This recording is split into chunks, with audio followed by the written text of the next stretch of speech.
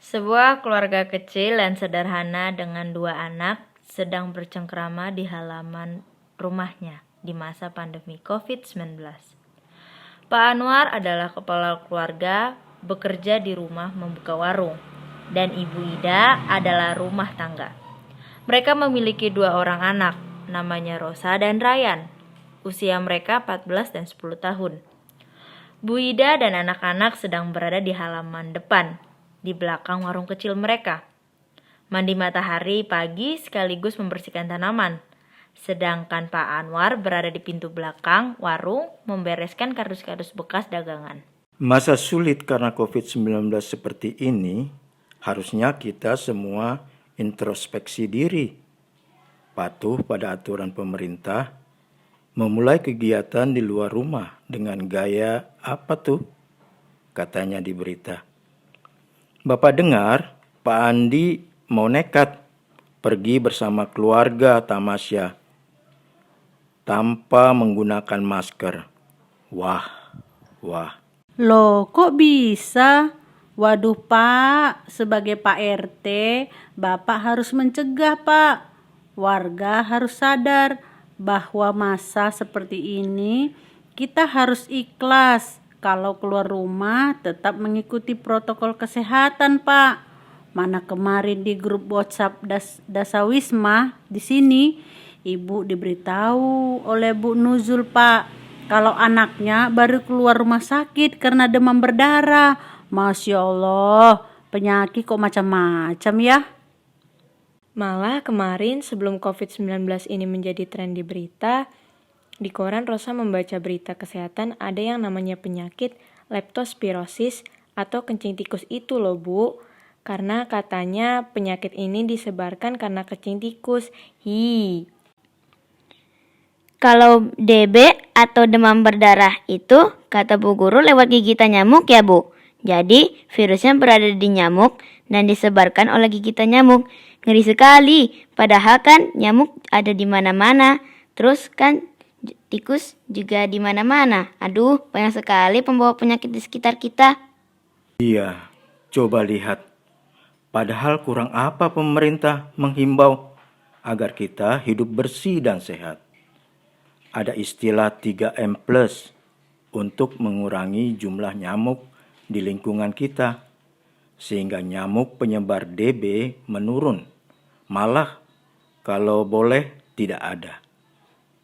Iya Pak, kalau kita melaksanakan imbauan itu, PHBS, Germas, 3M+, termasuk sering cuci tangan pakai sabun dengan air mengalir, kita akan terhindar dari penyakit-penyakit itu. Jadi sebetulnya semua itu bersumber dari kita ya Kak? Iya, makanya kan Bapak selalu ingetin kita menguras bak mandi seminggu sekali dan menutup ember-ember tempat kita menampung air. Tapi khusus untuk ember depan dekat warung, tempat kita menampung air boleh juga tidak dikuras secara rutin. Tapi tetap dicek ikan-ikan kecil di dalamnya masih hidup dan tidak ada jentiknya ya. Perlu dikuras kan? Rapikan kardus-kardus agar tidak menjadi tempat berlindung tikus. Kaleng dan plastik selalu Bapak kumpulkan dan ditimbun yang tidak terpakai lagi agar tidak dijadikan tempat hidup nyamuk. Oh ya, kita juga menghindari adanya genangan air. Penampungan air dikuras seminggu sekali. Dan Ibu selalu menjaga kebersihan rumah dan menutup semua makanan agar tikus tidak suka di rumah kita. Kan kalau tidak ada sumber makanan dan tempat berlindung bagi tikus, rumah kita aman dari tikus, sehingga kita jauh dari penyakit yang ditularkan oleh tikus. Lebih lagi, ketika Rosa dan teman-teman sekolah Rosa berkunjung ke Museum Dover di Balai Besar Litbang, Vektor, dan Reservoir penyakit itu, penelitinya menjelaskan bahwa tikus itu bisa membawa lebih dari 37 penyakit loh. Alamak, kita harus jauhkan tikus dari rumah kita, Bu. Rosa jadi semangat bantu Ibu beres-beres deh. Hehe. Selain tikus, jangan lupa nyamuk juga musuh kita loh. Harus betul-betul kita pastikan bahwa tidak ada tempat perindukan dan tempat istirahat nyamuk di lingkungan kita. Tempat perindukan itu apa sih, Pak? Terus, kok ada istilah tempat istirahat nyamuk? Memangnya nyamuk juga ada waktu istirahat? Seperti aku aja. Ih, di krayan ini, tempat perindukan atau perkembangbiakan adalah tempat yang bisa dijadikan nyamuk bertelur dan menetas, jadi jentik kemudian jadi nyamuk. Padahal, peneliti di Dover juga jelaskan loh, kalau virus DB itu saat ini sudah bisa diturunkan dari induknya ke anaknya.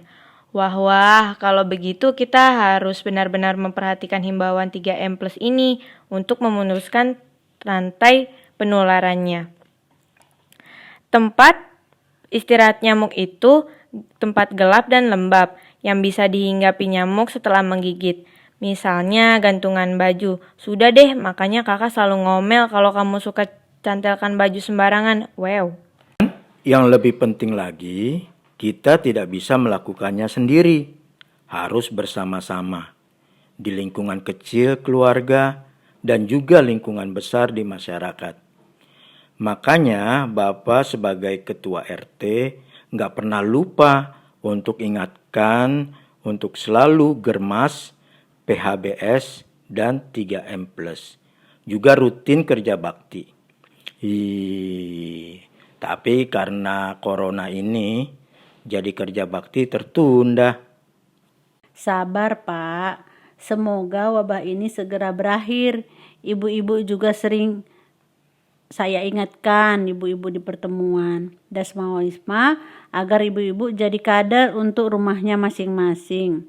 Agar tikus dan nyamuk sebagai binatang penular itu jauh-jauh dari kita. Intinya memang cuma 3 itu, Pak.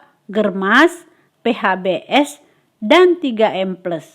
Kalau semua berasal dari kita, ya kita harus bisa dong. Masa lebih suka sakit dan berobat daripada sehat?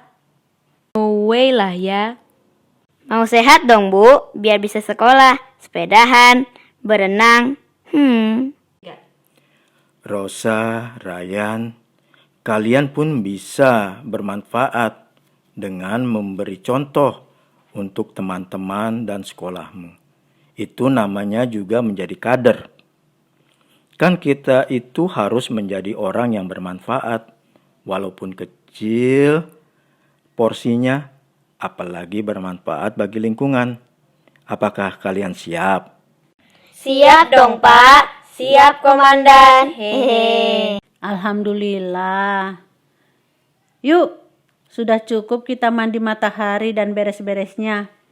Besok kita lanjutkan lagi. Kan sekaligus olahraga juga ini. Tuh kan, kalau dari sedikit nanti pasti bisa lebih rapi dan baik lagi. Terima kasih ya anak-anakku yang baik. Hehehe. Yuk, kita sarapan. Sehat dan sederhana saja ya, Bu. Jangan lupa cuci tangan dahulu pakai sabun. Bapak, ibu, dan anak, mereka tertawa bersama. Lalu menyebutkan, kita semua jangan lupa pesan Germas, PHBS, dan 3M+.